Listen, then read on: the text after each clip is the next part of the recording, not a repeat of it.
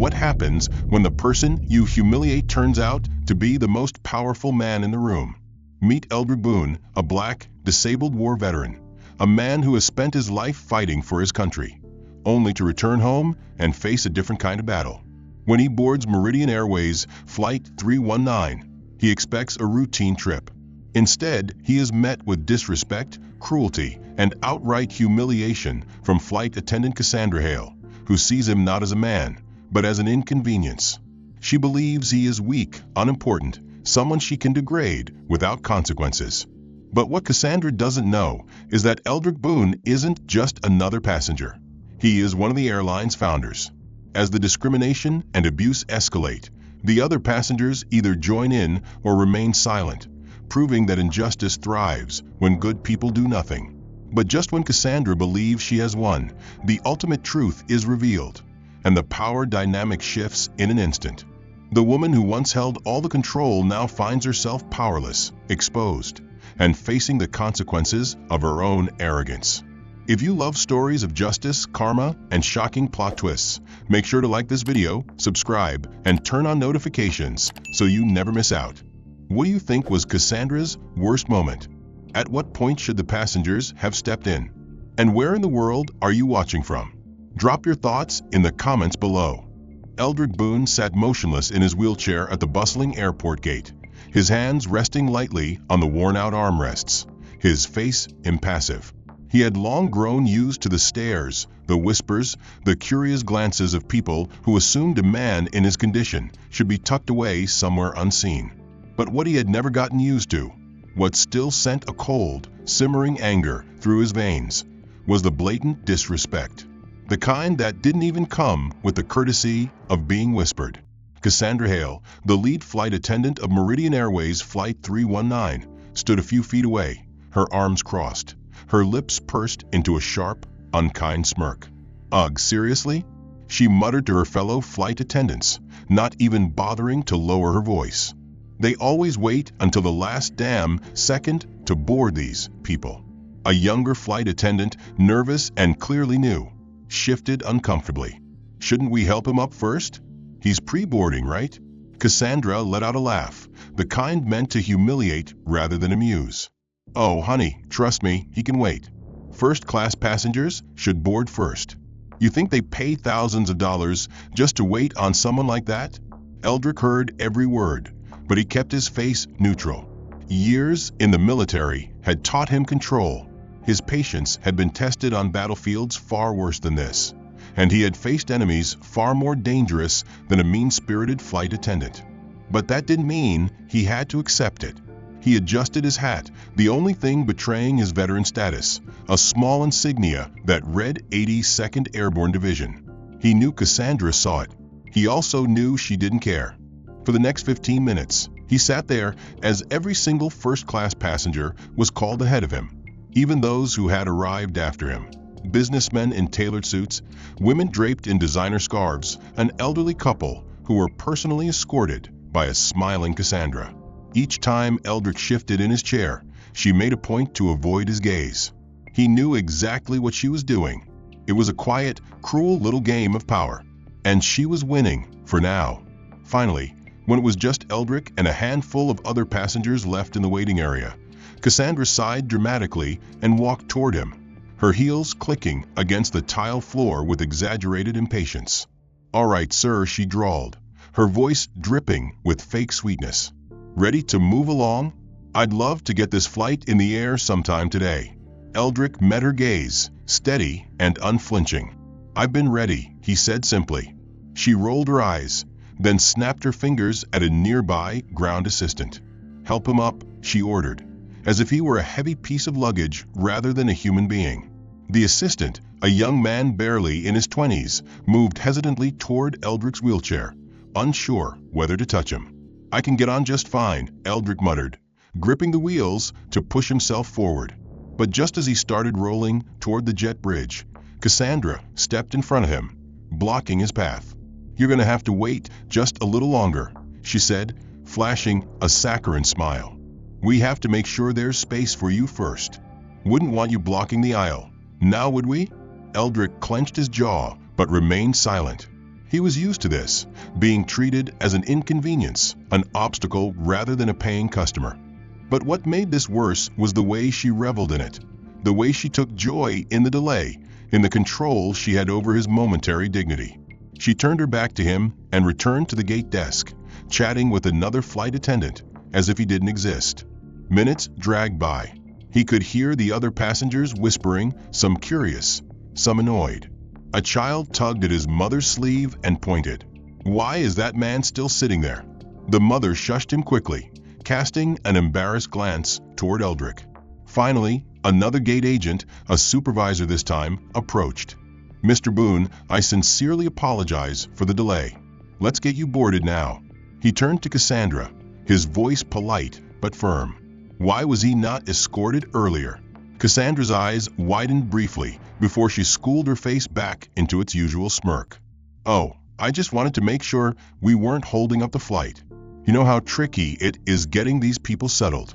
Eldric's fists curled, but he exhaled slowly, forcing himself to remain calm. He wasn't going to give her the satisfaction of seeing him rattle. Instead, he simply nodded to the supervisor and wheeled himself forward, his face unreadable. As he passed Cassandra, she leaned down just enough for only him to hear. "Try not to slow us down too much, all right? Would hate for anyone to regret letting you on board." Eldric didn't react. He didn't flinch. But something deep inside him hardened. He had faced men with guns, with bombs, with the kind of evil that lurked in war zones. And yet, in this moment, staring into Cassandra's smug face, he knew one thing with absolute certainty. The jet bridge was colder than Eldric expected, the hum of the engines a low vibration beneath his wheels. He focused on the movement, pushing forward one slow rotation at a time.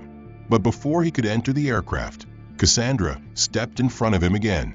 "Whoa there, cowboy," she said with a smirk, hand raised like she was stopping traffic. "We have a bit of a situation." Eldric looked past her. The first-class aisle was clear, his assigned seat, 2A, empty. His brows furrowed. "What situation?" Cassandra feigned a sympathetic sigh. "It seems like your seat might not be the best fit for you, after all. Tight spaces, limited mobility, you understand."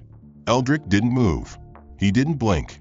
He simply waited, letting her dig herself deeper. So, she continued, flashing a smile at two well-dressed men standing behind her. "I've made an adjustment. You'll be more comfortable further back, near the lavatories. Extra space, easier access. Just thinking about your needs, sir." The two men, both in tailored suits, glanced down at him. One barely concealed his distaste, the other simply looked past him, as if he were an obstacle to be stepped around. Eldric inhaled slowly. "I paid for first class, and I'm making sure you still get a safe and suitable experience," Cassandra replied, voice honeyed with mock concern. "You wouldn't want to inconvenience the other passengers, would you?" A murmur rippled through the first-class section. People shifted uncomfortably. A woman in pearl earrings sighed dramatically, muttering to her husband, "Oh, for heaven's sake, just let the man move so we can get on with the flight." Eldric gritted his teeth, but said nothing. There was no winning this battle, not here, not now. The power was in her hands. She was going to make this as humiliating as possible, and there wasn't a damn thing he could do about it. A younger flight attendant, Mark, his name tag read, hesitated. "Miss Hale, are we sure about this?" "I mean, his ticket is." Cassandra cut him off with a sharp glare. "Do you want to be responsible if something goes wrong? If he gets stuck somewhere or needs special assistance?" Mark flinched. He looked at Eldric, then at Cassandra. Then he looked away. I understand." "Good," she chirped, then clapped her hands. "All right, sir, let's get you settled." She didn't wait for his response. She grabbed the back of his wheelchair and pushed. The movement was rough, abrupt, deliberately demeaning. Eldric clenched his fists, every muscle in his arms taut with restraint. As she wheeled him down the aisle, Cassandra didn't bother to lower her voice. "You know, my grandfather was in the war too. He came home and actually took care of himself. Didn't expect everyone to cater to him. Guess they don't make em like they used to." Laughter. Low, quiet, but there. From the seats around him, a businessman chuckled under his breath. A young woman stifled a giggle behind her manicured hand. Eldric's pulse pounded in his ears. He had been through worse. Much worse. But this was a different kind of battle. When Cassandra finally reached the last row, she stopped so suddenly that Eldric jolted forward. "Here we are," she announced, almost sing-song. "Your new seat." The seat was in the very back, right next to the lavatories. The scent of cheap disinfectant and stale air clung to the walls. The space was so tight, the seat barely reclined.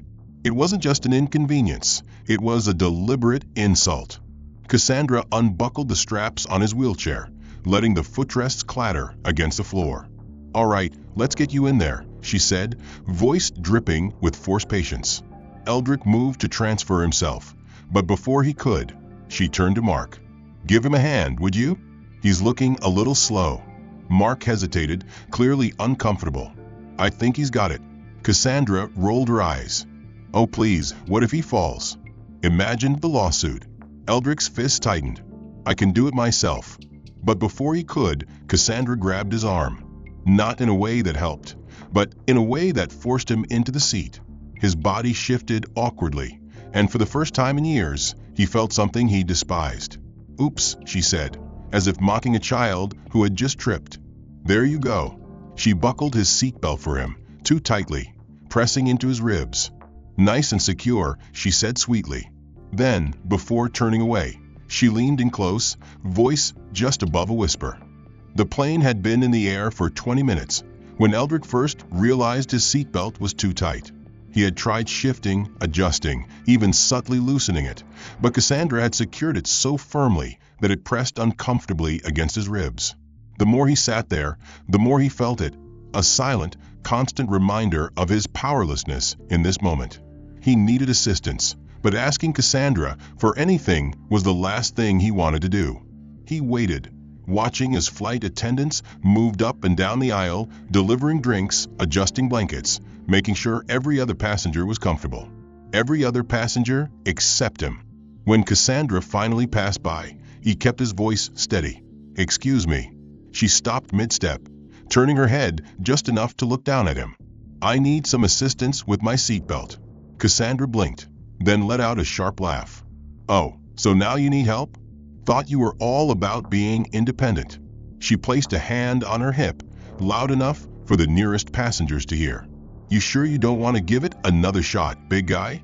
You were so confident earlier." Eldric clenched his jaw. "It's too tight." She sighed dramatically, then leaned in, making a show of struggling with the buckle. "Wow, this is tight. Maybe you just aren't used to being strapped in properly. Bet that chair of yours doesn't have much of a seatbelt." "Huh?"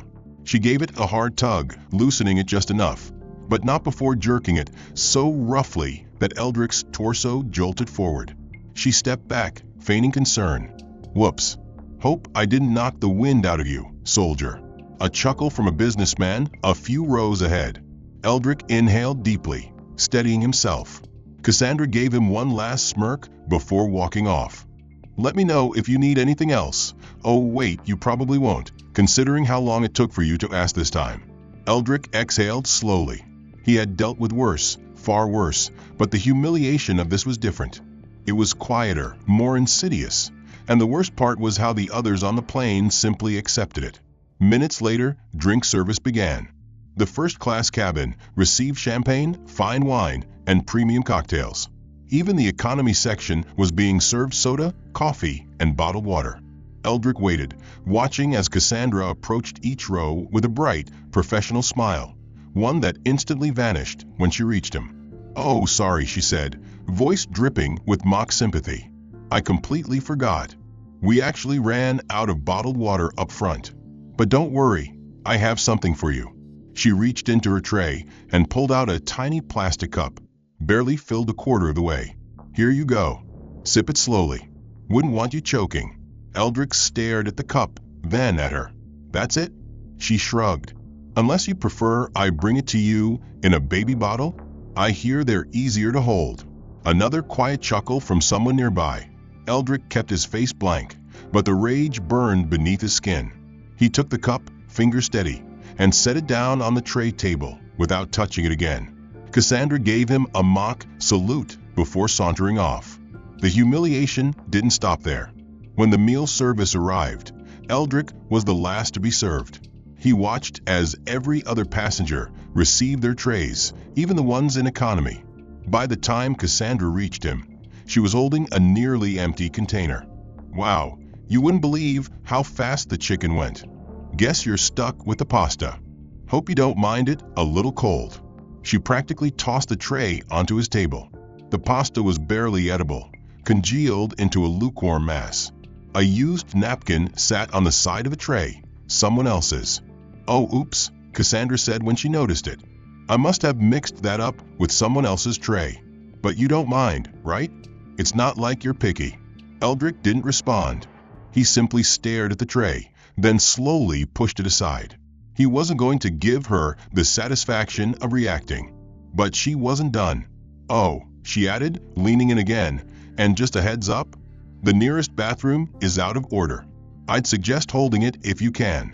Wouldn't want to cause a scene trying to squeeze in there, would we?" Eldric said nothing. He simply sat there, hands folded, waiting. The worst part of all of it wasn't Cassandra herself.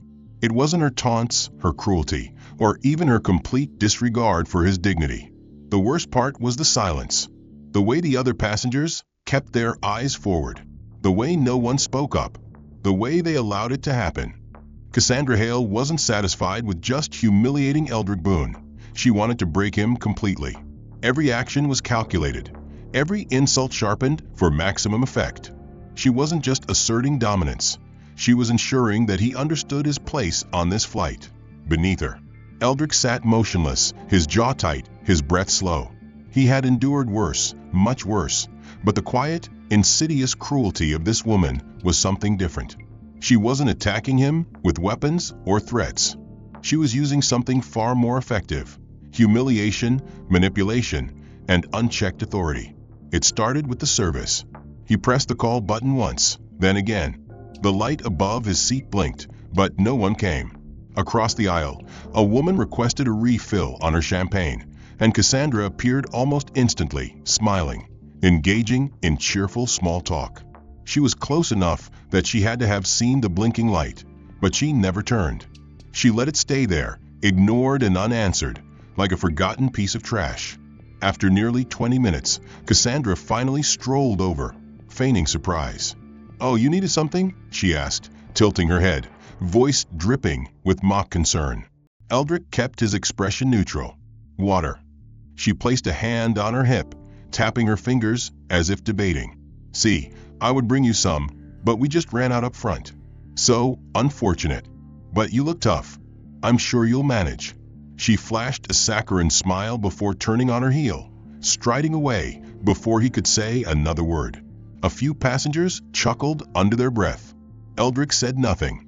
Then came the meal service. The scent of warm food filled the cabin as flight attendants distributed trays with precision, ensuring each passenger was served according to their preference. Eldric watched as plates of grilled chicken, pasta, and fresh salads were handed out in first class.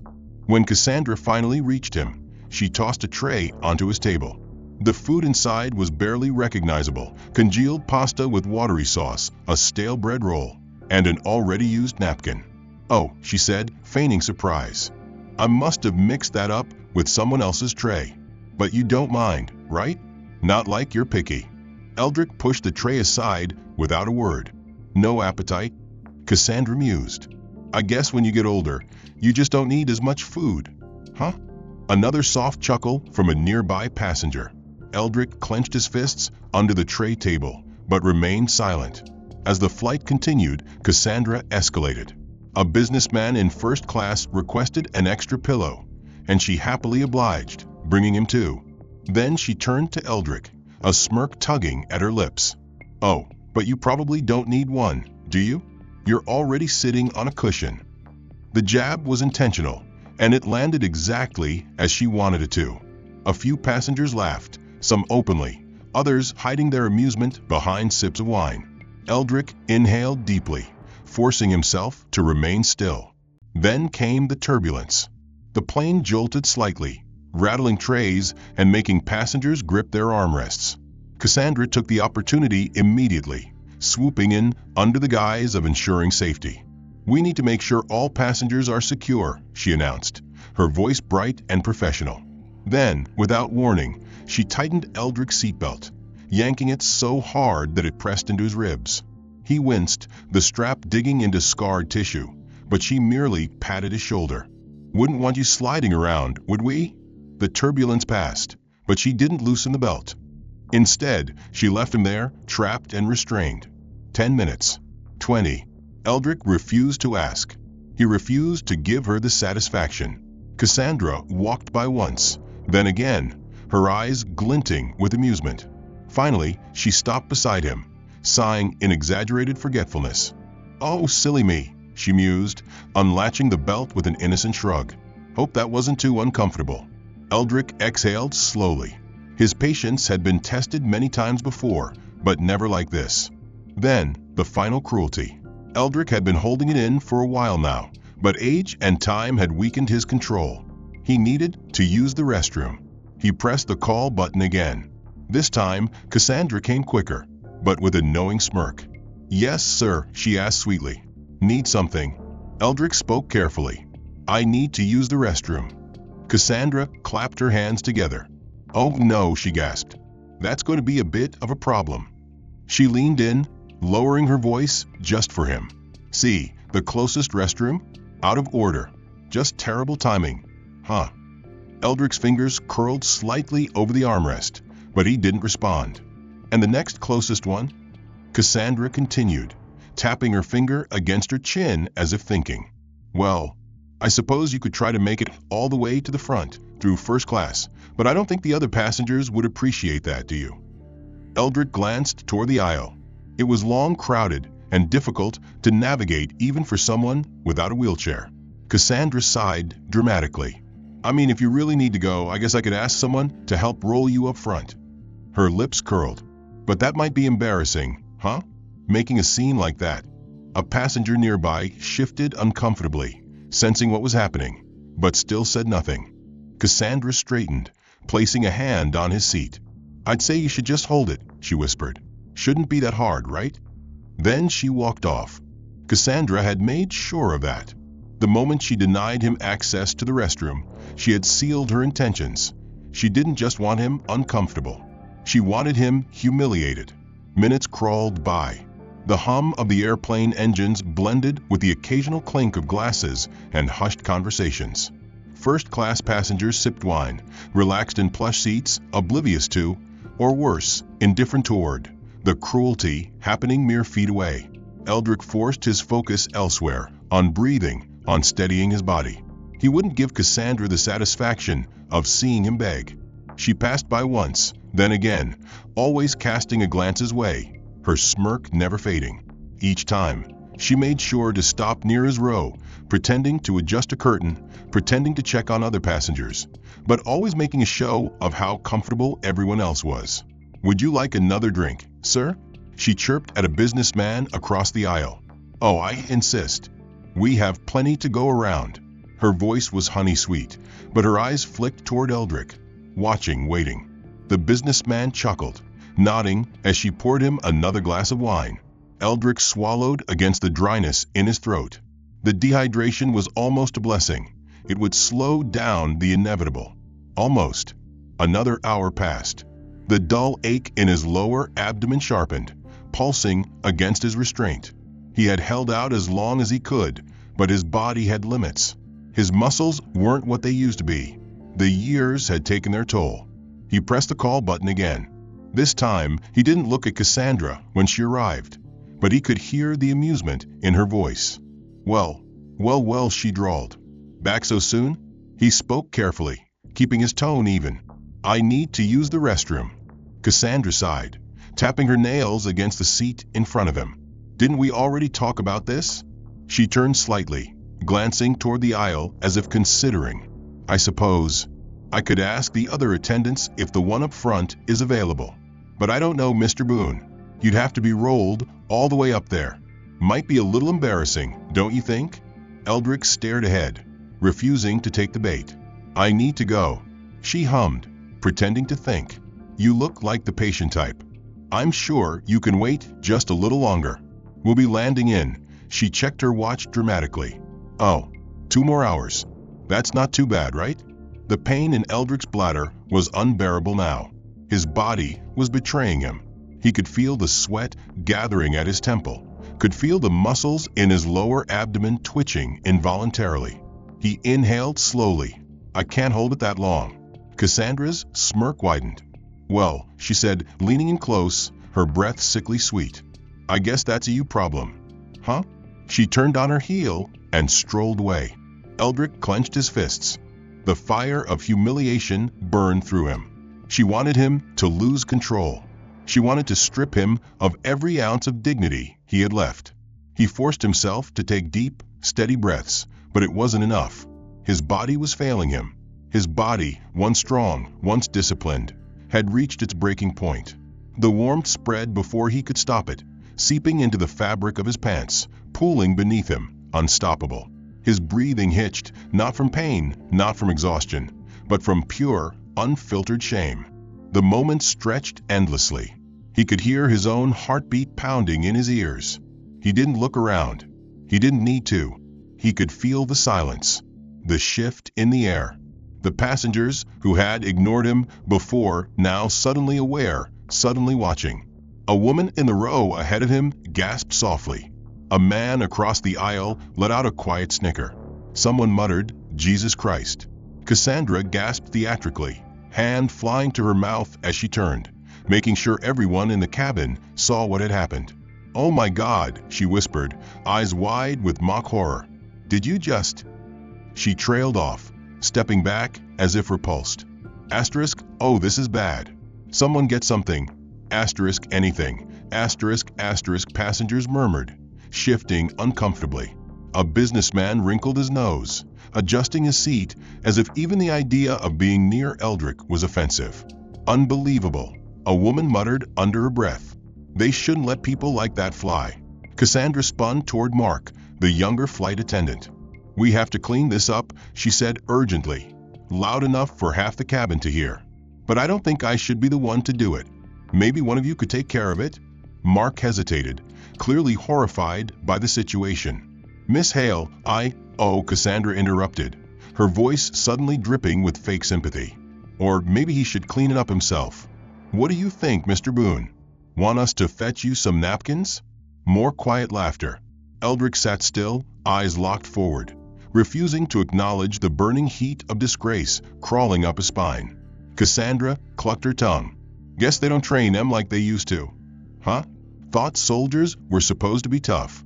The warmth of his humiliation clung to his skin, soaking into the fabric of his pants, seeping into every ounce of his dignity. The plane wasn't just a cabin anymore, it was a cage, and Cassandra Hale held the key. She had stripped him down layer by layer, reducing him to nothing more than a spectacle, a joke. And she wasn't done yet. Cassandra made sure of that.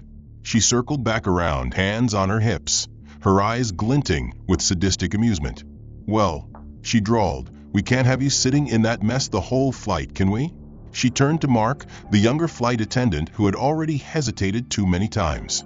Why don't you fetch him something to clean up with? Oh, and see if we have any spare seats in the back.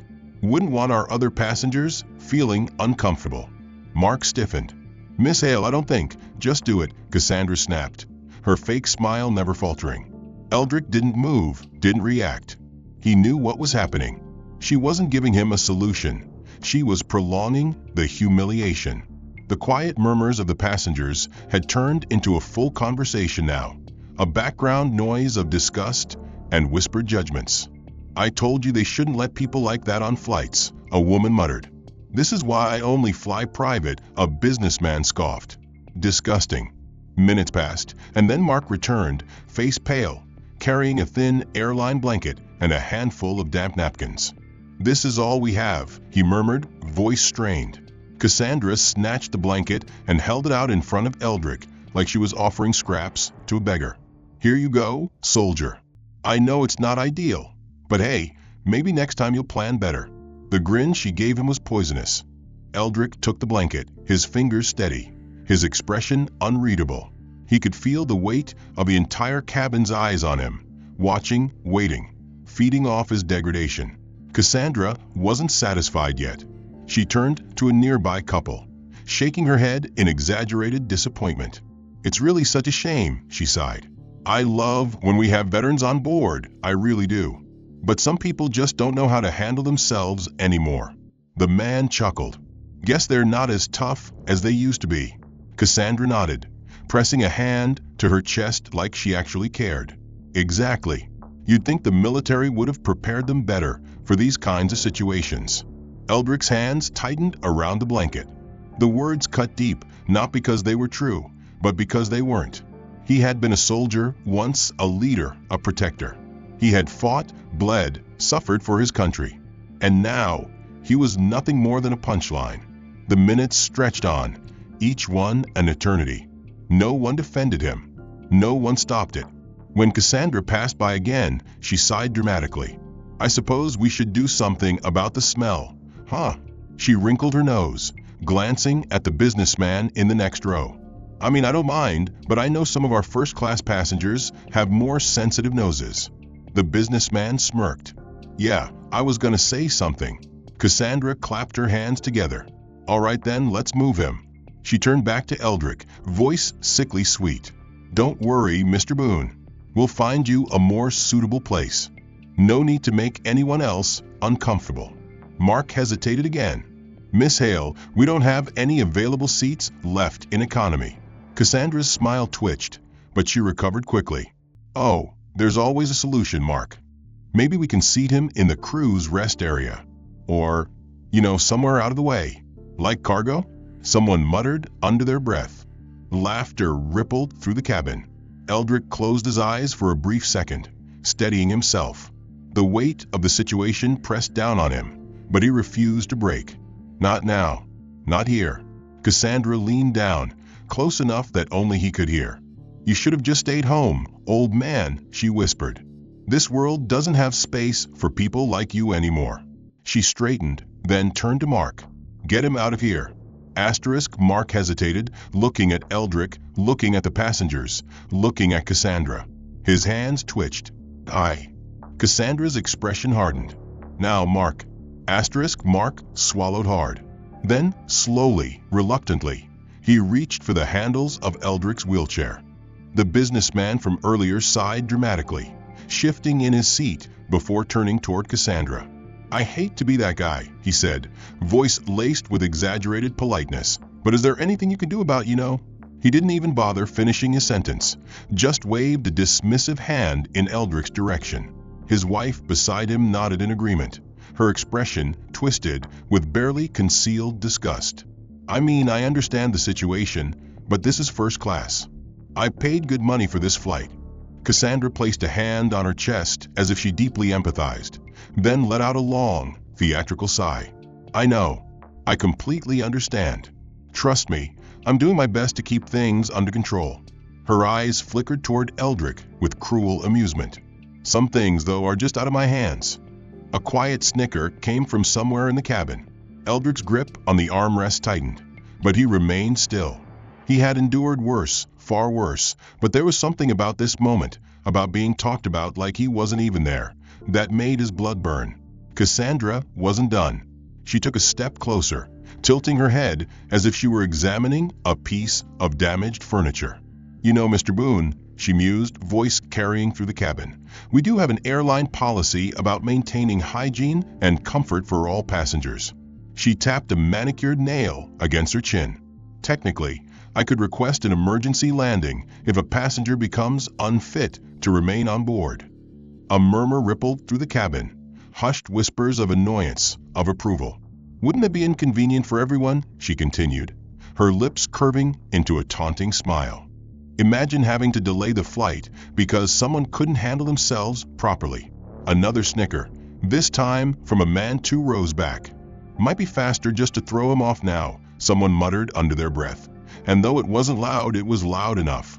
Cassandra let out a small laugh, as if the idea truly amused her. Eldric inhaled deeply, his chest rising and falling with slow precision. He wasn't going to react. That was what she wanted. Cassandra clapped her hands suddenly, drawing even more attention to herself. "All right, everyone, let's not be too harsh," she said in a tone that was anything but sympathetic. "It's not his fault, really. Age just catches up to some people faster than others." She turned toward Mark, who had been standing nearby, stiff and uncomfortable, watching everything unfold. "Mark, be a dear and check if we have anything suitable for Mr. Boone to change into. I refuse to let my first-class passengers be inconvenienced for the rest of the flight." Mark hesitated. "Miss Hale, I don't think—" "Just do it," Cassandra interrupted, her fake smile never fading. As Mark reluctantly moved toward the overhead compartments, Cassandra crouched slightly, just enough so that only Eldric could hear her next words. "I told you this wasn't your place," she whispered. "But you didn't listen. Now look at you, sitting there, stinking up my plane like a helpless old man who doesn't know when to quit." She leaned in even closer, her breath warm and sickly sweet against his ear. "Pathetic." She straightened just as Mark returned, holding out a thin, cheap airline blanket. "This is all we have," he murmured. Cassandra snatched it from him and tossed it onto Eldric's lap without care. "There we go," she announced brightly. "Crisis averted." Cassandra walked back toward first class, her smirk still in place, fully convinced that she had won. Eldric Boone sat unmoving, fingers curled around the thin airline blanket, his gaze fixed forward. The humiliation still lingered in the air, thick and suffocating. Passengers had settled into an easy rhythm again, some whispering to each other, others content to ignore what had happened. They thought it was over, but they had no idea what was coming next. A sharp chime rang through the cabin, signaling an incoming announcement. The voice that followed was calm, but carried an unmistakable weight of authority.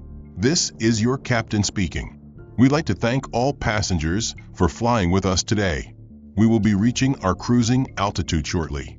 And a brief pause. "Actually, before we continue, there is something that must be addressed." Cassandra barely reacted at first, too absorbed in her own satisfaction to realize the shift in the air. But then, the next words came. Words that changed everything. "I have been informed that a member of our flight crew has engaged in conduct that is not only unacceptable, but in direct violation of our airline's policies and values. This behavior has been directed toward a very important individual, one whose presence on this aircraft should be met with nothing less than the utmost respect." Cassandra's smirk wavered. The businessman who had mocked Eldric glanced up. The murmurs in the cabin grew louder. Confused whispers spread among the passengers. "What is he talking about? Who? What's happening?" The captain continued, his voice sharper now. "For those of you who are unaware, we have the honor of flying with one of the founding members of Meridian Airways, a decorated war veteran, a man who has built this airline from the ground up, Mr. Eldric Boone." It was instant, suffocating, absolute.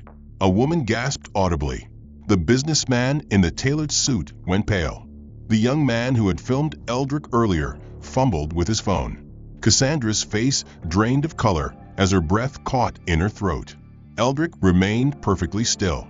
He didn't move, didn't react. Cassandra took a step back, her mind racing. No, this isn't real." Her hands trembled slightly as she turned, looking toward first class, toward the passengers she had so easily manipulated into following her lead. They were no longer laughing, no longer amused. The captain's voice cut through the stunned silence like a blade. "To Mr. Boone, I extend my deepest apologies on behalf of this airline.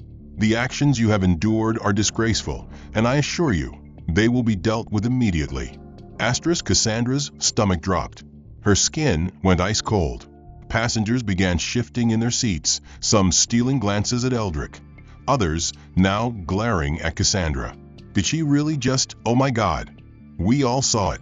The businessman across the aisle, who had been so eager to complain about Eldric earlier, now looked utterly horrified. His wife clutched his arm, whispering something frantic. Cassandra swallowed hard, her mind scrambling for an escape. This isn't happening. This can't be happening. Eldric finally moved. Slowly, deliberately, he turned his head toward Cassandra, meeting her gaze for the first time since this all began. His expression was unreadable, but his eyes burned with something sharp, something final.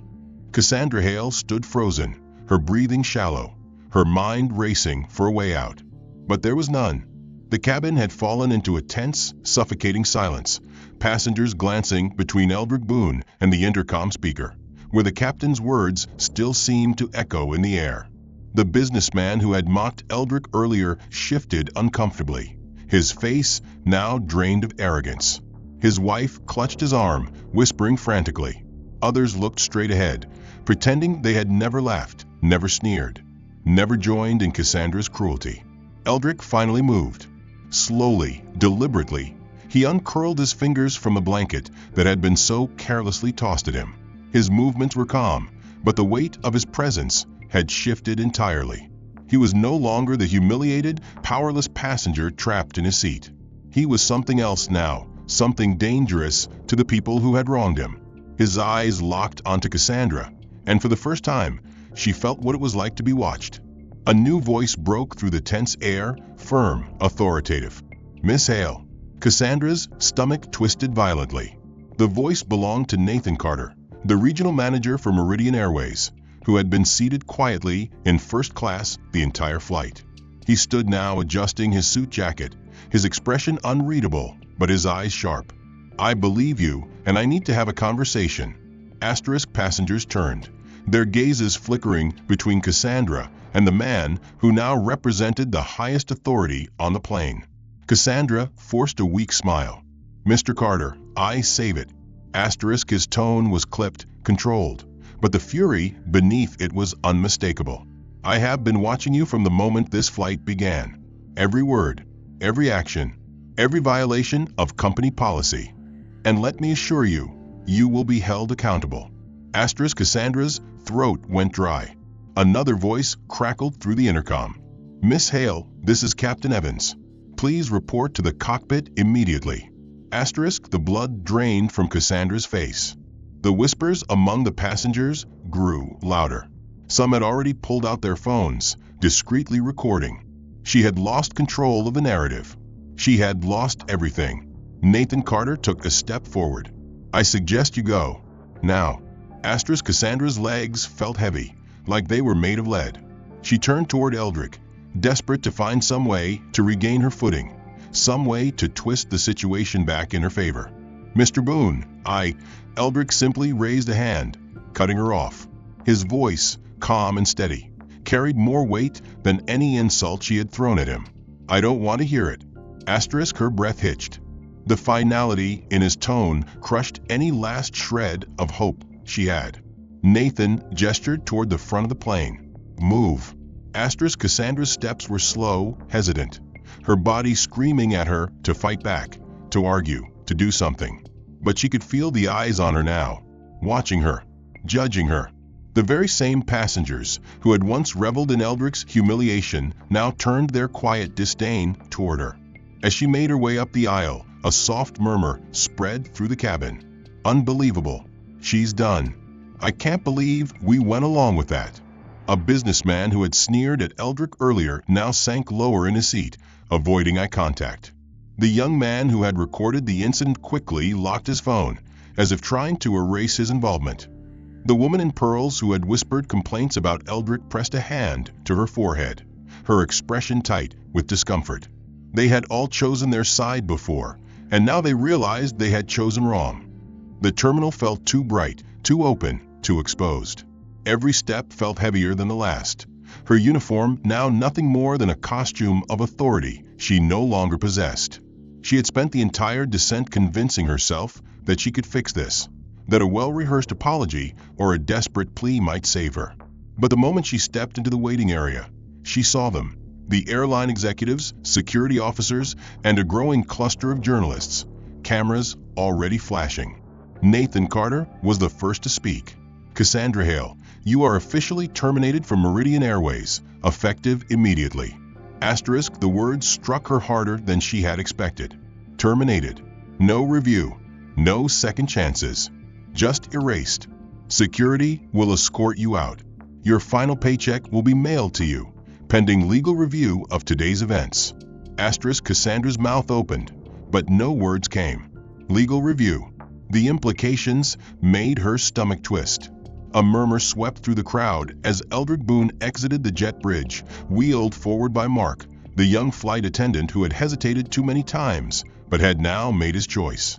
The moment Eldric appeared, the energy in the room shifted. Passengers who had ignored him now tried to make eye contact. The businessman who had mocked him stood stiffly, avoiding his gaze. The woman in pearls clutched her purse tighter, her discomfort visible. No one spoke. No one dared. Eldric looked at Cassandra one last time. There was no malice in his expression, no satisfaction. Just a quiet, measured gaze that made it clear. She had done this to herself. Nathan gestured toward security. "Take her out." Cassandra stumbled as two officers flanked her. "Wait." Her voice cracked, desperate now. "Mr. Boone, please." Eldric said nothing. He simply turned his head, watching as she was led away, disappearing into the sea of judgmental stares and flashing cameras. Passengers streamed out of the jet bridge, some glancing at Eldric with a mix of guilt and shame. A few nodded in silent acknowledgement, but none of them had the courage to say what should have been said long ago. Nathan stepped beside Eldric, his voice low but firm. "She won't work in this industry again." Eldric exhaled, slow and steady. "That was never my concern." Nathan studied him for a moment before nodding. "Is there anything you need?" Eldric's lips quirked, the closest thing to a smile he had allowed himself in hours. "Just my dignity back. But I think I've already handled that." Nathan let out a breath of relief before turning toward the executives, motioning for them to address the press. Eldric didn't stay to watch. He had nothing left to prove. As Mark pushed his wheelchair toward the exit, the young flight attendant hesitated. "Mr. Boone?"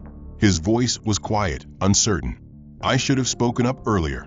"I should have." "Yes," Eldric interrupted, his tone not unkind. "You should have." Mark swallowed, shame creeping into his expression. "I'm sorry." Eldric studied him for a moment before nodding. "Then make sure it doesn't happen again." Mark straightened, as if the weight of those words meant more than any punishment ever could. Eldric turned his gaze toward the glass doors ahead, where the world waited beyond the terminal. The air smelled different now, cleaner, lighter.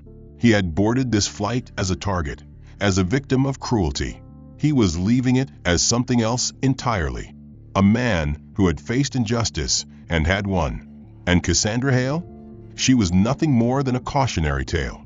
The end. If you enjoyed this story of justice, redemption, and shocking twists, don't forget to like this video and subscribe for more gripping content. What do you think was Cassandra's biggest mistake?